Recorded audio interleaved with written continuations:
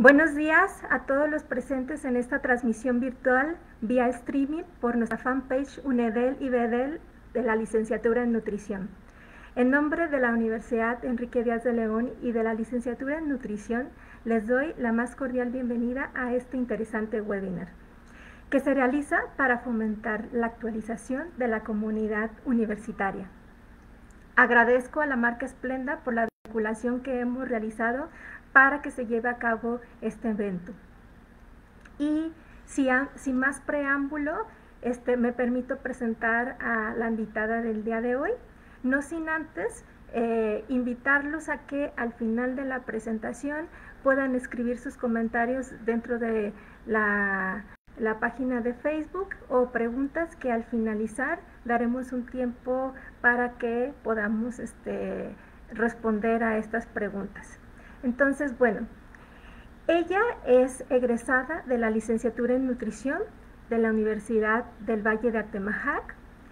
Cuenta con experiencia en la implementación de programas de alimentación y nutrición como responsable del programa Comiendo Saludable en la etapa del adulto mayor del DIF municipal de Colima, así como experiencia profesional en el área de servicios de alimentos en el ramo de comedores industriales como supervisora de calidad.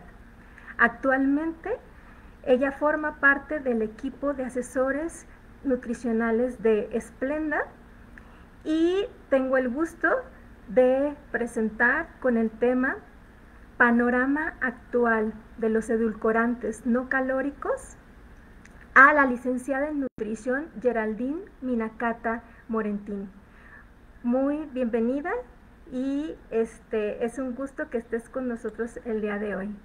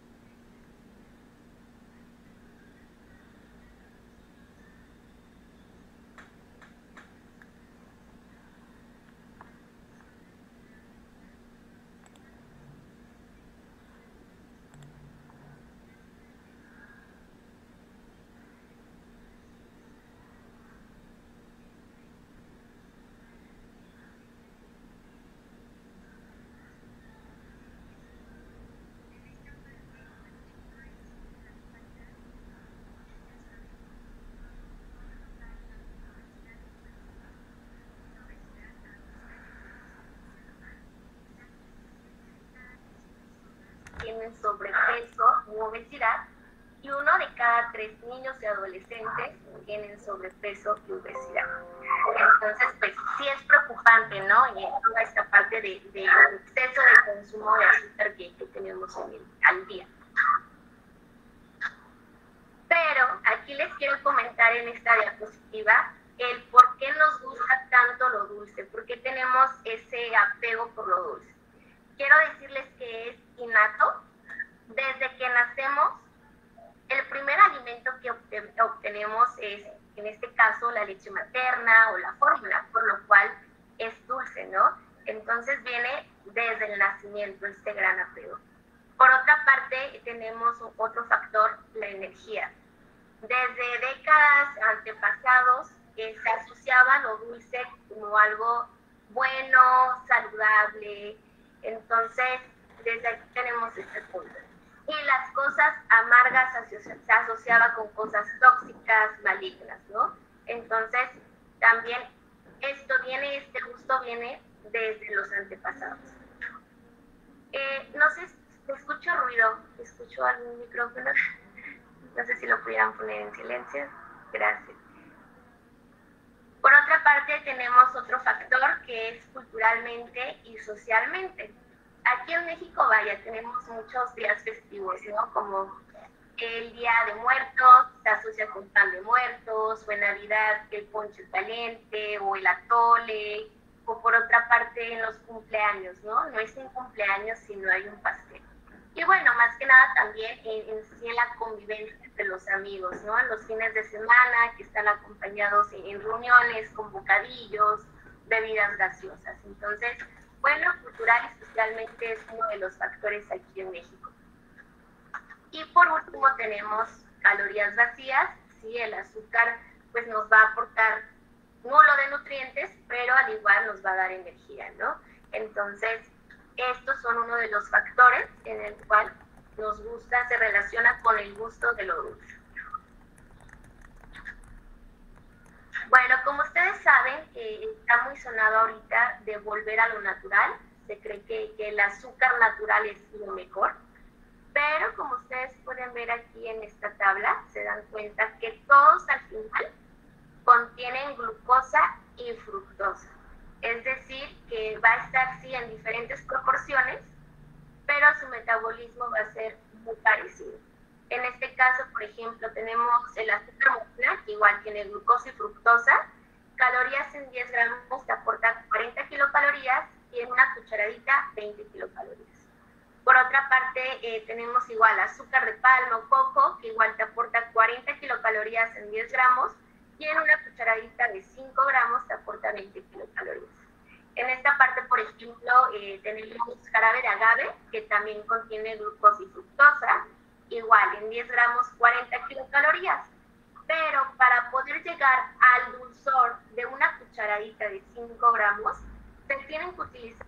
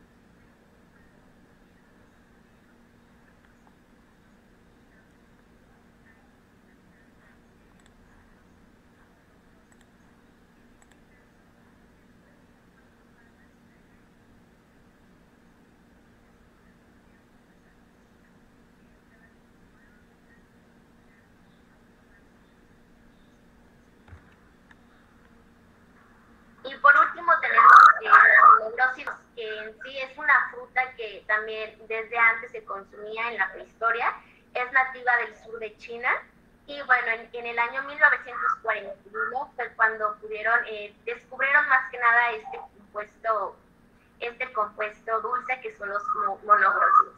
Ok, en la planta stevia son los glicósidos de stevia, perdón, dije monogróseos. En la fruta del monje fue lo que descubrieron los monogróseos, ¿sí? Y bueno, ahora sí vamos a empezar específicamente con los edulcorantes no calóricos para poder entender sus características particulares. Como ustedes pueden ver aquí en esta diapositiva, todos los edulcorantes tienen estructuras químicas diferentes, todos son diferentes. Por lo tanto, su metabolismo, su dulzor, su ida va a ser totalmente diferente. Entonces, esto quiere decir que la relación de salud es distinta en todos los edulcorantes. Es muy importante no generalizar, ya que todo es específicamente diferente de cada uno de ellos, ¿no? Para que un edulcorante pueda ser aprobado para su consumo, tiene que estar aprobadas por diversas organizaciones regulatorias como asociaciones científicas. Aquí es muy importante, creo yo, que los profesionales de salud tienen que conocer cómo es evaluado un edulcorante para su consumo, para poder obtener, en este caso, una postura responsable e informada acerca de la prescripción que recibe el paciente cuando va a consulta, ¿no? En las distintas especialidades. Pues bueno, empezamos. Aquí tenemos la FDA, que es una de las organizaciones regulatorias encargada de la regulación de los medicamentos y alimentos. Por otra parte tenemos la EFSA, que es la Autoridad Europea de Seguridad Alimentaria. Después tenemos la COFEPRIS, que es la Comisión Federal para la Protección contra Riesgos Sanitarios.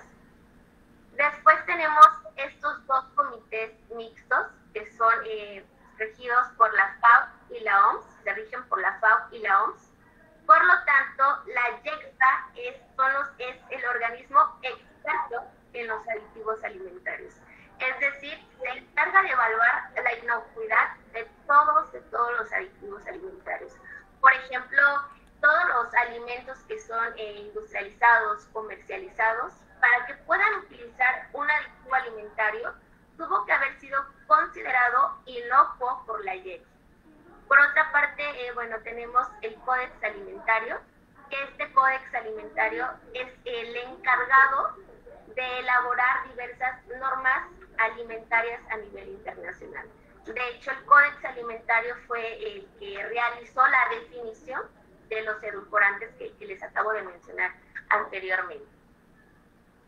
Y bueno, en la parte inferior podemos pueden ver más que nada diversas asociaciones científicas. En estas asociaciones científicas podemos ver muchísimas posturas que han realizado. Podemos ver los ensayos clínicos que se han realizado en cuestión en el estudio de los edulcorantes no calóricos. En este caso tenemos la Federación Mexicana de Diabetes, la Asociación Mexicana de Pediatría, en este caso también la Alianza por una Nutrición Óptima en Materno-Infantil. Entonces, pues, tenemos muchos respaldos, ¿no? que lo aprueban su consumo. Y bueno, en esta diapositiva rápidamente les quiero mostrar todos estos modelos de estudios. Aquí tenemos modelos de estudios que son 8, por lo cual tuvieron que ser aprobados por todas estas organizaciones regulatorias que les acabo de mencionar. Por lo tanto, bueno, si cada una de ellas, es decir, si en lo genético se encontraron filtros para cancerígenos, no llegará a realizarse ya el metabolismo. Es decir, se detiene el estudio. En primer lugar, tenemos la parte genética. Aquí las organizaciones regulatorias evaluaron más que nada diversos estudios en bacterias, células de mamíferos para poder realizar filtros para cancerígenos potenciales. Después tenemos el metabolismo, es decir, que fue usado para definir pues aquellos metabolitos activos posibles, potencial para acumulación, y también diferencias entre especies comparadas con humanos. Por lo tanto, si en la parte genética no se encontraron estos cancerígenos potenciales, pasa al metabolismo.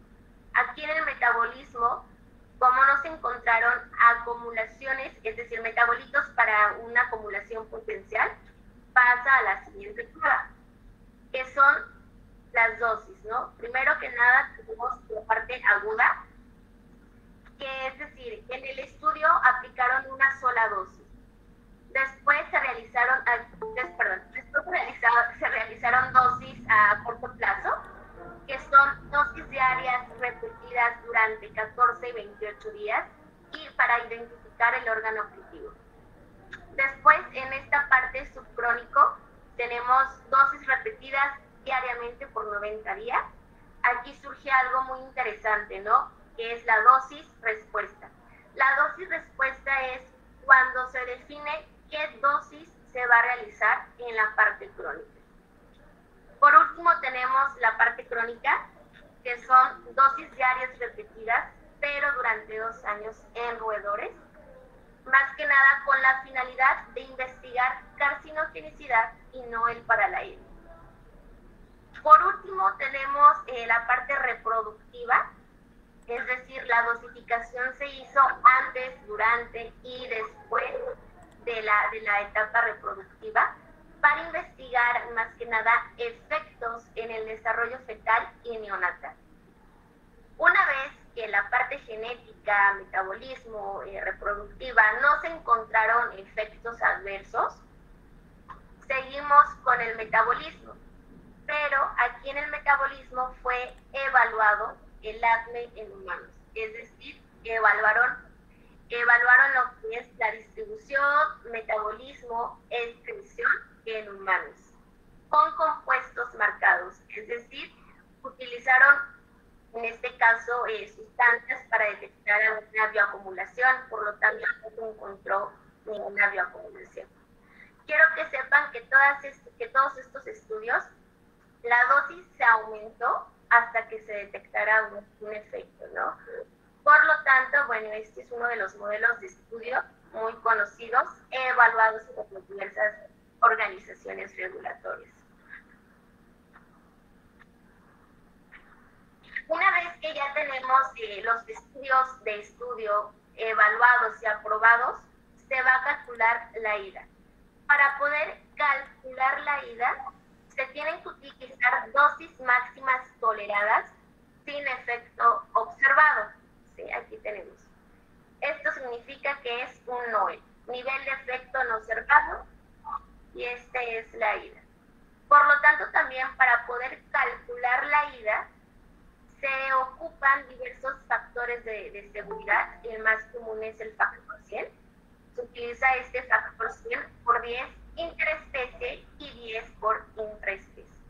Entonces aquí tenemos un claro ejemplo de la IDA, del NOEL, nivel de efecto no observado, que es a partir de naranja. Por otra parte, como les mencionaba, que la YECFA es la organización que se encarga de evaluar toda la inocuidad de los aditivos alimentarios. También se encarga de realizar dicha estimación de la IDA de la cantidad de un aditivo alimentario. Por lo tanto, lo expresa de esta manera. Es expresada en una base de peso corporal que puede ingerirse diariamente durante toda la vida sin riesgo apreciable para la salud. Entonces, bueno, aquí tenemos este claro ejemplo, ¿no? Y ahora sí, ¿qué es la IDA? Como ustedes saben, es la ingestión diaria admisible, que es la cantidad estimada de un aditivo expresada en miligramos por kilogramo de peso. Aquí hago una pequeña pausa. Como vimos anteriormente, todos los edulcorantes tienen estructuras químicas diferentes, ¿no? Por lo tanto, su IDA va a ser totalmente diferente. Es por eso que es necesario, como profesionales de salud, más que nada, verificar la etiqueta nutrimental de cada edulcorante, ¿no? Para poder realizar un efectivo cálculo.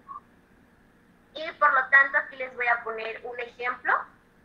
En este caso, esta es una fórmula generalizada para poder calcular lo que es la ida de un edulcorante, que es kilogramo de peso por la ida entre miligramos que tiene un edulcorante, es decir, el sobre, que es igual a sobres o cucharaditas. Por ejemplo, una persona que pesa 50 kilogramos por 15, que es la ida en este caso de la sucralosa, entre 12 miligramos, estos 12 miligramos son los que contienen un sobre de sucralosa, es igual a 62 puntos sobre. Es lo que pudiera consumir, es decir, la cantidad máxima sin efecto observado, es decir, sin daño a la salud humana, lo que mencionan aquí, ¿no? Es más que nada lo que se quiere reflejar este ejemplo, que lo puede consumir por toda la vida sin daño humano, sin daño a la salud humana, a la luz de las investigaciones toxicológicas disponible en el momento de su aprobación. Y bueno, una vez que ya conocimos cómo fue aprobado un edulcorante, ya supimos cómo se saca la ida, cuál es su fórmula de un solo edulcorante, en este caso que vimos el ejemplo de la sucralosa, vamos a ver los tipos de edulcorantes no calóricos. En primer lugar, tenemos la sucralosa, que entra en la clasificación de los edulcorantes no calóricos. Se obtiene de la sacarosa, del disacárido sacarosa, por lo cual la sucralosa no se absorbe en el organismo, por lo que endulza los alimentos y bebidas, pero sin aportar calorías. Una de sus características es que es una molécula muy estable, que incluso puede soportar temperaturas calientes, y bueno, es una opción ideal para la cocina. Su segunda característica es que su dulzor es 600 veces más dulce que el azúcar, como también se cuentan de más de 110 estudios científicos que hablan acerca sobre la seguridad de la sucralosa. Por otra parte, tenemos las diversas organizaciones regulatorias, como ya lo mencioné anteriormente, que es la FDA, la IECA, la EFSA, COFEPRIS, entre otros. Por otra parte, tenemos que es aprobada en más de 80 países, no solamente aquí en México está aprobado, como también más de 20 años en el mercado, en su uso en el giro alimentario. Y bueno, su ingesta diaria admitida son 15 miligramos por kilogramo de peso.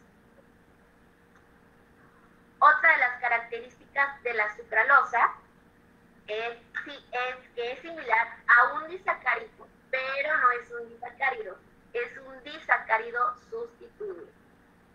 Como ustedes pueden ver en esta imagen, la estructura de la sucralosa, su enlace glucosílico es totalmente estable, por lo cual no sufre ninguna modificación. Es decir, que se excreta de forma intacta por las heces, no se absorbe. Y bueno, después no hay formación de monosacáridos ni productos similares a monosacáridos. Y por otra de las ventajas que tiene la sucralosa es que no genera calorías. Después tenemos los glicósidos de esteriol, que también pertenecen a nuestra categoría de edulcorantes no calóricos, como menciona aquí en esta diapositiva, ¿no? Los extractos purificados de la planta de stevia, llamados glicósidos de esteriol, son los que utilizamos en nuestro producto Splenda, y estos se obtienen a partir de la planta stevia. Es decir, aquí tenemos la planta stevia, entra esta parte de la extracción de los glicósidos de esteviol, después su purificación para que puedan ser consumidas por el ser humano. Una de sus características primordiales de los glicósidos de esteviol es que aproximadamente 300 veces más dulce que el azúcar, como también entre más puros son los glicósidos de estediol, es decir, alta pureza más del 95%, mejor sabor tendrá. También los glicósidos de estediol cuentan con más de 200 estudios científicos que hablan sobre la seguridad de los glicósidos de estediol. Y bueno, también son aprobados por las diversas organizaciones regulatorias, igual, también la FDA, la IECFA, la EFSA, entre otras. Como se fijan, su ida es totalmente diferente a la sucralosa, es decir, que es 4 miligramos por kilogramo de peso. Es ingesta diaria admitida de los glicósidos de stevia. Y bueno, por último, aquí en esta diapositiva muestra, nos dice que no se debe de recomendar la planta o sus extractos crudos. En este caso, solamente se tienen que recomendar los compuestos purificados. Algo, bueno, les quiero compartir que yo estuve leyendo en una postura de la Asociación Mexicana de Pediatría. Mencionaba que actualmente, por esta tendencia de regresar a lo natural, se está incrementando el consumo de la planta en sí, de los extractos puros de la stevia. Y bueno, en particularmente existe esta preocupación en Europa, ya que, bueno, lo único que se ha estudiado y aprobado son solamente aquellos glicósidos de stevia de alta pureza, es decir, más del 95%. Por lo tanto, podría existir sustancias potencialmente tóxicas en la planta, que puede tener una relación, un efecto adverso en la relación del binomio madre y feto. Entonces, bueno, es muy importante este punto, ¿no? Recordar que solamente se tienen que consumir estos compuestos purificados. Y por último, en nuestra clasificación tenemos lo que es la fruta del monje. Quiero decirles que es una fruta que es nativa del sur de Chile, fue aprobada ya en el año 2010, en este caso por la FDA, la COFEPRIS, entre otras. Su dulzor es de 100 a 250 veces más dulce que el azúcar. Y bueno, también entre más puro sea el concentrado, mejor sabor va a tener. Y ya por último, para resumir rápidamente, en esta diapositiva vemos aquí la sucralosa, ¿no?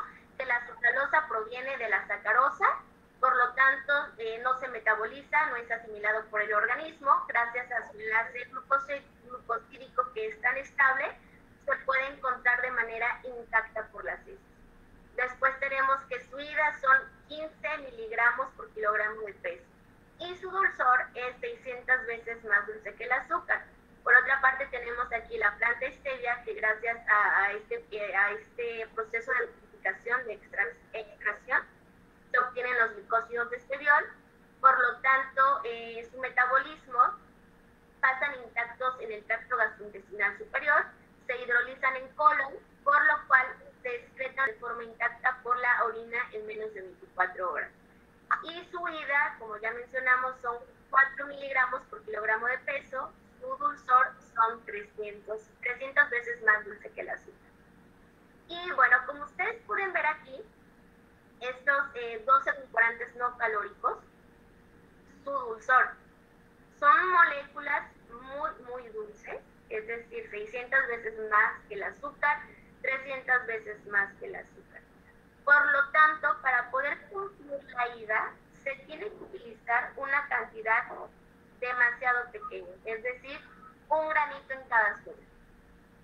Es por esto que se utilizan los vehículos, que los vehículos solamente nos van a ayudar a generar volumen y textura al sobre, ¿no? Porque como ustedes pueden ver, son muy dulces, se ocupa un granito en este caso.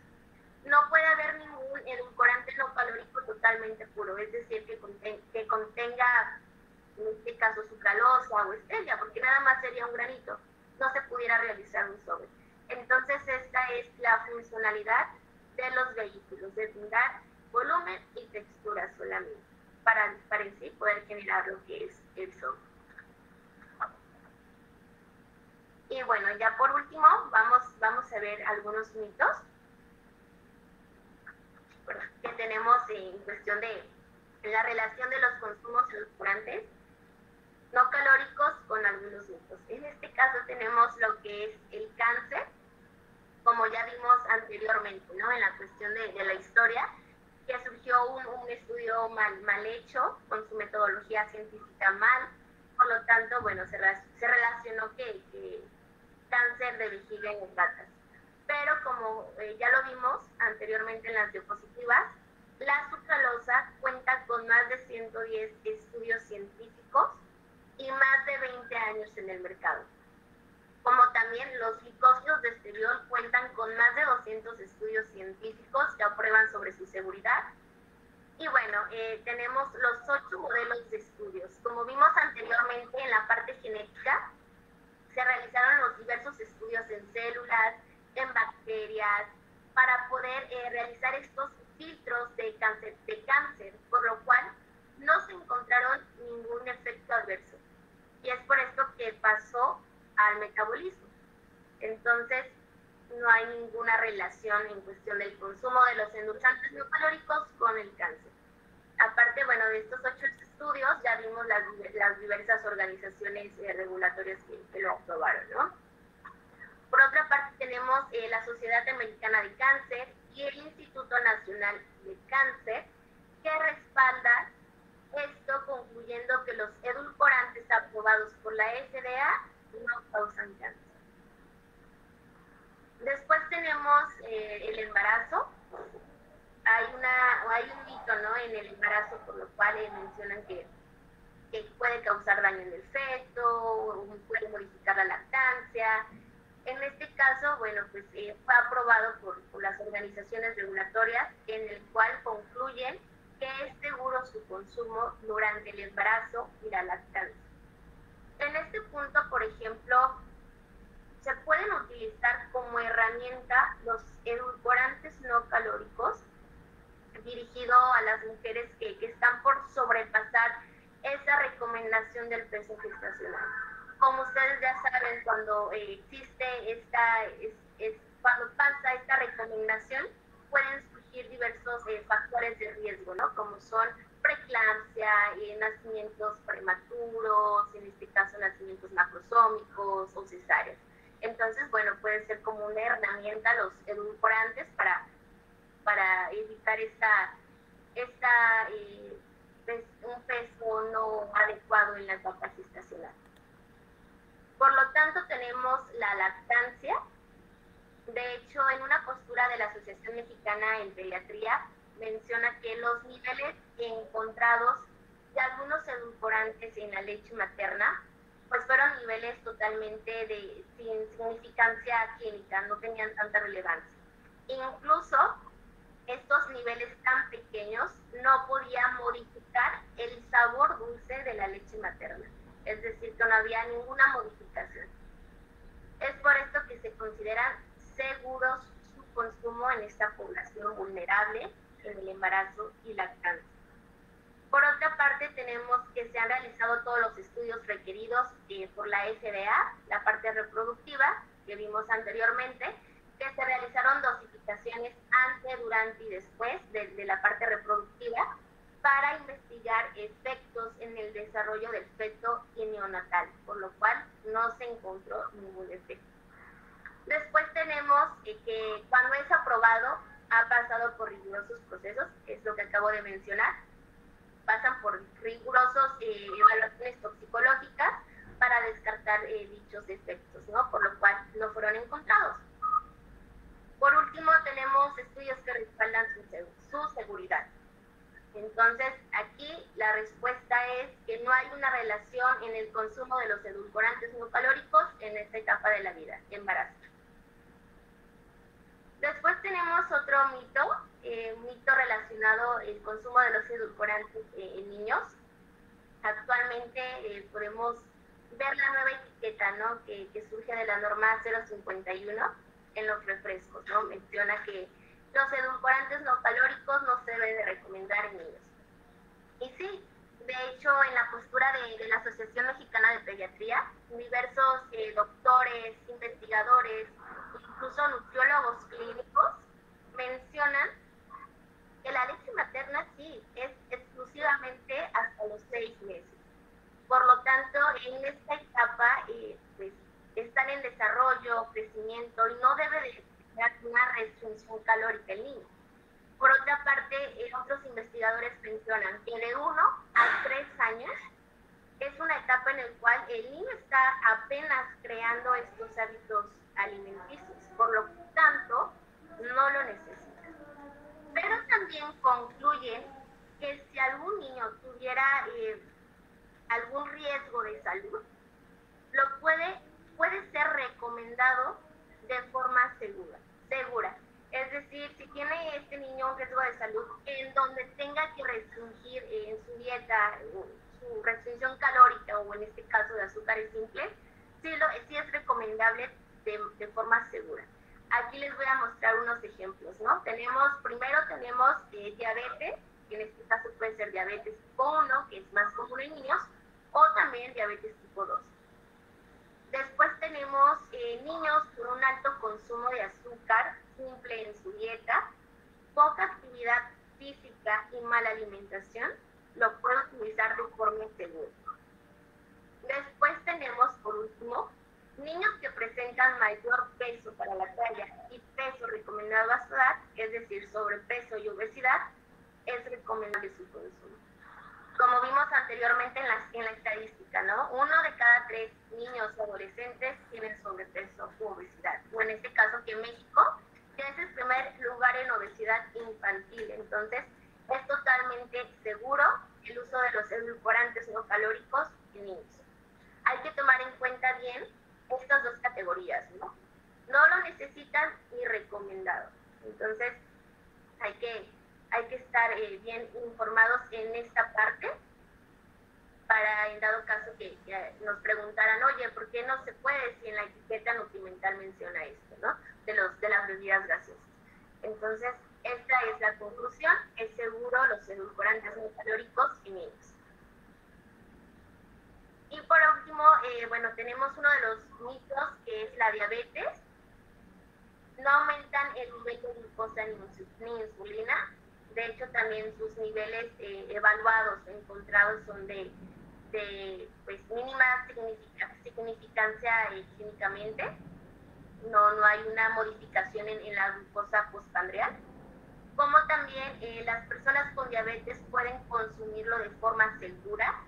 Se ha observado que cuando se sustituyen los azúcares simples por edulcorantes no calóricos, se puede observar una tendencia a mejorar el control metabólico en diabetes tipo 1 y tipo 2. Y por último, igual tenemos estudios que respaldan su seguridad. En este caso, la Federación Mexicana de Diabetes es una asociación que ha realizado diversas posturas en el cual menciona el uso seguro de edulcorantes no calóricos en esta parte, ¿no? En personas con diabetes. Después tenemos la relación de aumento del peso, es decir, la relación del consumo de edulcorantes no calóricos aumenta de peso.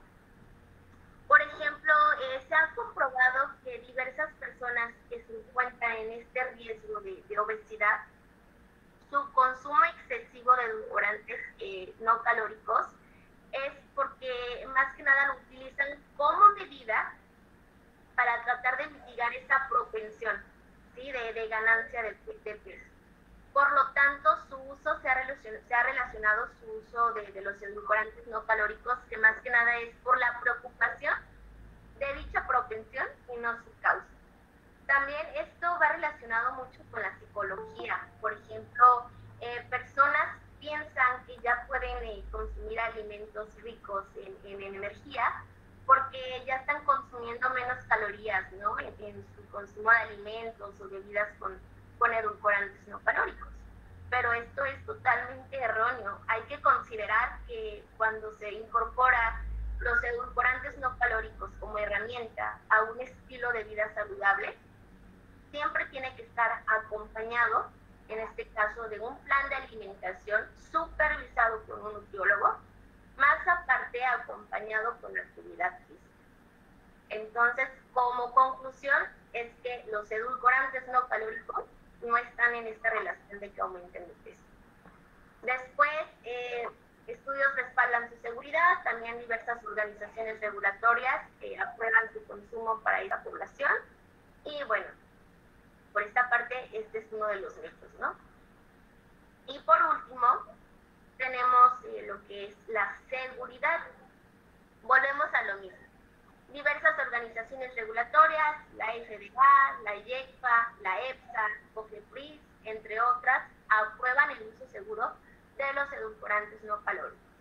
Después, en segundo lugar, tenemos el proceso regulatorio por el que pasan los edulcorantes no calóricos. Es escrupuloso y obtener la autorización para su consumo es un proceso científico robusto que puede tardar hasta 20 años. Como vimos al inicio en la historia de los edulcorantes, ¿no? ¿Cuántos años tuvieron que haber pasado? ¿Cuántos estudios tuvieron que haber pasado para que se pudiera aprobar? Entonces, pues sí tiene que ser muy escrupuloso esta parte, realización de muchísimos cálculos, principios básicos toxicológicos para poder aprobarlo. Y otra vez mencionamos lo mismo, que la sucralosa cuenta con más de 110 estudios científicos y los glicósidos de esteriol cuentan con más de 200 estudios científicos. Y por último, cuarto, que es recomendado por profesionales de la salud y avalado por los expertos. Entonces, para concluir, que bueno, los edulcorantes no calóricos están aprobados en muchísimos países, no solamente en México. Para poderse consumir en el ser humano, se tuvieron que realizar diversos modelos de estudio, desde la parte genética, desde la parte de los metabolitos, en este caso de células roedores, para poder lograr evaluar y aprobar el consumo en los seres humanos, ¿no? Lo que viene siendo que se estudia el acné en seres humanos. Entonces es de forma segura esta parte, el consumo de los edulcorantes no calóricos. Y bueno, chicos, esta fue la última diapositiva. En este caso, les quiero agradecer por su tiempo. Aquí también pueden ver mi correo electrónico. Si quisieran que les compartiera alguno de estos artículos que acabo de mencionar, con mucho gusto me pueden escribir para compartírselos, o quieren ver algún tema en particular. Voy a salirme de aquí para entrar a la sesión de preguntas.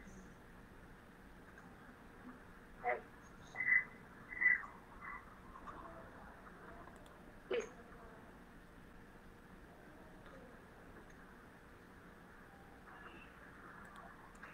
Geraldine, ¿podrías dejar de presentar para poder...?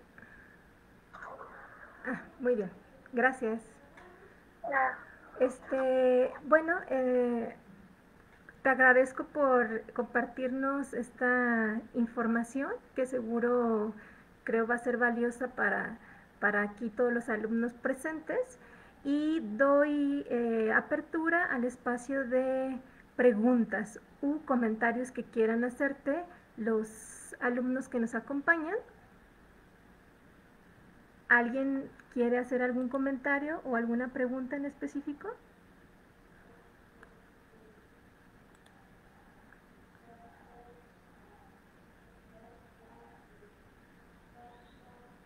Maestra, yo. Adelante. Bueno, en cuestión de lo que comentaba con respecto a la planta de stevia natural, comentaba sobre la purificación, o sea que no es tan recomendable, no sé si entendí mal, el consumo de la planta como tal, así para endulzar. Hola, Laura.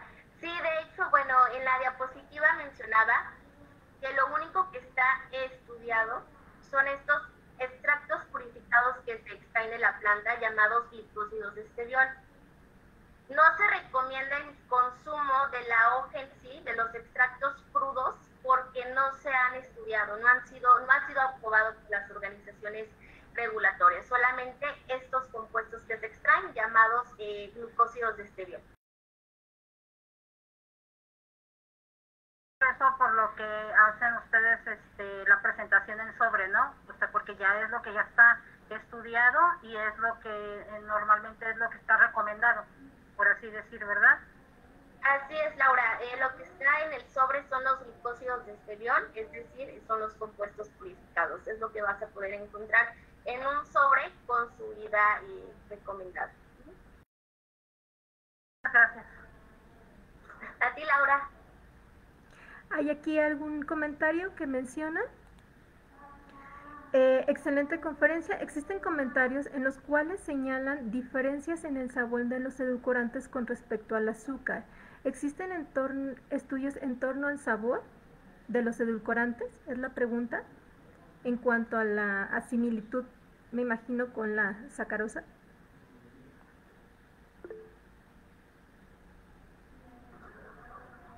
Pues en sí, bueno, existen muchísimos estudios, muchísimas posturas. En este caso, por ejemplo, hay una postura de nutrición y dietética en donde mencionan que estos edulcorantes no calóricos son más potentes en sí su sabor, su dulzor que el azúcar. Por otra parte, bueno, se tienen que utilizar de una forma, pues muy poco, ¿no? En este caso, para poder llegar a la ida. No entendí muy bien la pregunta. Creo que la pregunta es en relación a la similitud con el sabor dulce que ofrece la sacarosa, a diferencia de los edulcorantes. Si hay estudios en donde se observa cuáles son las diferencias en cuanto, creo yo, resabios, dado los comentarios que hay en la población de que no saben igual.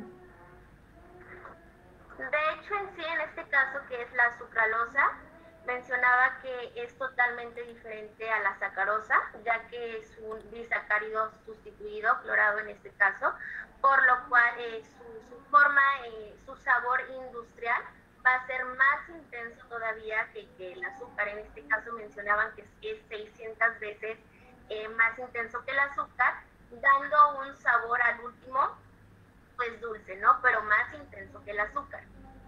No sé si me di a explicar. ¿Sí respondo la pregunta? Sí, yo creo que sí, gracias. Por ahí hay otra pregunta. Menciona aquí, ¿cuál es la medida recomendada de los edulcorantes no calóricos en los niños? Mayra Noemí nos pregunta eso. En sí, bueno, lo que vimos en la tablita de la ida, la fórmula fue general, siempre y cuando se cumple la ida. En este caso, en la sucralosa, son 15 miligramos por kilogramo de peso entre los miligramos que contenga el sobre del edulcorante. En cuestión de los glicósidos de stevia son 4 miligramos por kilogramo de peso. La ida se calculó ya sea en la población en general, como también en la población vulnerable. En este caso, mujeres embarazadas, lactancia y niños. Siempre y cuando se consuma su ida correspondiente de cada edulcorante, no va a haber ningún efecto adverso. Y la totalidad que mencionaba ahí en el ejemplo, por ejemplo, que son 62 sobres, a esto se refiere que es la cantidad máxima tolerada sin algún efecto encontrado. Ok, gracias. Hola, buenas tardes, perdón. Mi nombre es Gabriela Romero, yo estoy en compañía con Geraldine en el equipo de visita médica de Splenda. Ahí un poquito para complementar la respuesta de Geraldine sobre el consumo en niños, la recomendación es la misma, el IDA es el mismo de 15 miligramos por kilogramo de peso al día, en el caso de sucralosa o en el caso de glicósidos de stevia de 4 miligramos. Lo que va a cambiar es evidentemente que el peso del niño pues va a ser quizás un niño de 20 kilos, se hace la misma fórmula y por ende la cantidad de sobrecitos que él pueda consumir es menor a una persona de 60 kilos. Pero siempre la fórmula es la misma, va a variar dependiendo de los kilos que tenga cada persona. ¿Se me explicó? Sí, muchas gracias. De nada. ¿Alguien más? ¿Alguna pregunta o algún comentario? Muy bien, entonces yo nada más quisiera puntualizar en cuanto a la información abordada aquí. Geraldine, si se fijan, nos mostró muchos estudios en cuanto a seguridad y en cuanto a ingestas diarias admisibles. Y ella lo puntualizó muy bien. Ella dijo, bueno, una cosa es la seguridad y otra cosa es la recomendación. Yo creo que la reflexión que yo quiero hacer aquí es, ok, nos dicen no hace daño, eso ya lo quedó muy claro, pero creo que sí, ustedes como nutriólogos futuros que van a hacer, en algún momento va a entrar en tela su juicio analítico de ver las características de las personas a quien lo están recomendando, no por fallas en seguridad de que le vaya a hacer daño, sino más bien si realmente lo necesita. Por ahí yo vi una diapositiva que decía no lo necesita. Entonces yo lo único que quiero hacer en cuanto a la comunidad es sí, es seguro, adelante. En cuanto a los mitos, podemos desmentirlos, pero al final de cuentas, cuando esté yo en mi ejercicio profesional, yo voy a identificar si lo recomiendo o no en base a las características de las personas. Entonces, eso sería como mi único comentario o disputa, a lo mejor a análisis o a reflexión en cuanto a la información, porque si se fijan, todo sí es seguro. La ingesta diaria, esta es la admisible en cuanto a la seguridad. Ahora vámonos a la otra parte en cuanto a las recomendaciones. Entonces yo quisiera saber, en este caso, si personalizar en qué pacientes sí lo voy a lo mejor recomendar incluso, y en quién a lo mejor no lo necesita. Sí, también me va a ayudar como un instrumento para generar hábitos saludables o no. Ahora sí, al final de cuentas, acuérdense que nosotros hacemos una evaluación de las personas en base a sus hábitos alimentarios y lo que queremos estimular o recomendar. Muchas gracias, Geraldine. Muchas gracias, Gabriela Romero. Sí, licenciada Araceli, yo quisiera igual complementar su comentario, justo son futuros nutrólogos. En cuanto al sabor, lo que preguntaban de quizás si existen estudios, se toma en cuenta más, digo, todos los edulcorantes tienen un sabor diferente. Sucralosa es la que es más parecida al sabor del azúcar, porque ya lo vimos, proviene de la sacarosa. Los glicósidos de esteviol son un poquito más amargos porque es la naturalidad de la planta o de donde provienen estos compuestos. Monk fruit es igual un poquito más dulce, sabe un poquito más quizás a fruta, pues evidentemente proviene de una fruta.